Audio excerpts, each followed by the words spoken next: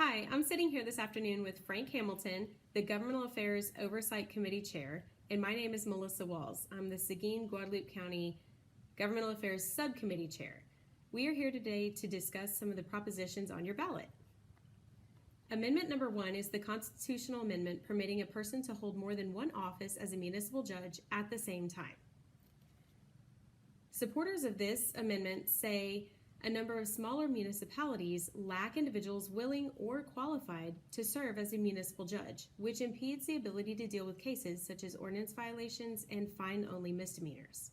The current law allows appointed municipal judges to serve more than one municipality, but not elected judges. The amendment makes it easier to fill office in smaller municipalities, improve public safety, and produce a fair and more efficient judicial system. Opponents of this amendment, number 1, they say that allowing a person to hold elected office as a municipal judge in multiple municipalities could lead to judges not being able to dedicate an adequate amount of time or attention to local concerns in a given municipality. That was information about proposed amendment number 1. Now, proposed amendment number 5 is a constitutional amendment dedicating the revenue received from the existing state sales and use tax that are imposed on sporting goods to the Texas Parks and Wildlife Department and the Texas Historical Commission to protect Texas natural areas, water quality, and history by acquiring, managing, and improving state and local parks and historic sites while not increasing the weight of the state sales and use taxes. Supporters of this amendment say chronic underfunding of the state park system has left many parks unable to adequately accommodate visitors.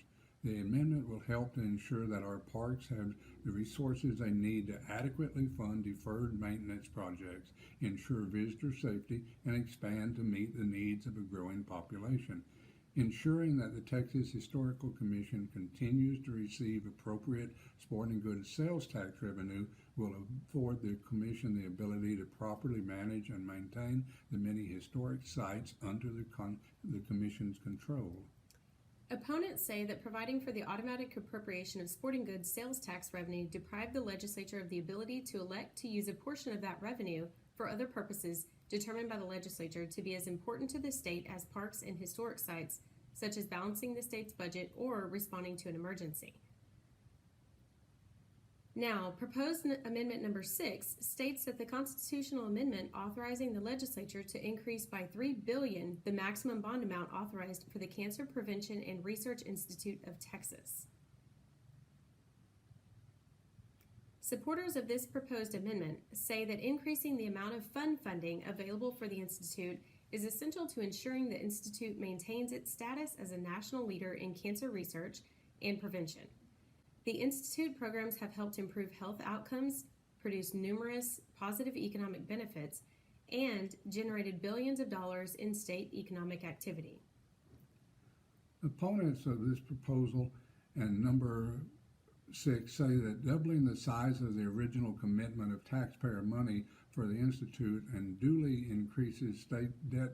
Although cancer research is an honorable and necessary funding, such research is not a necessary state function. Okay, that's some of the information on some of the proposed amendments that are up for election. Early voting has started and it runs through November the 1st, and then the election is November the 5th. Be sure and get out and vote. Thank you. Thanks.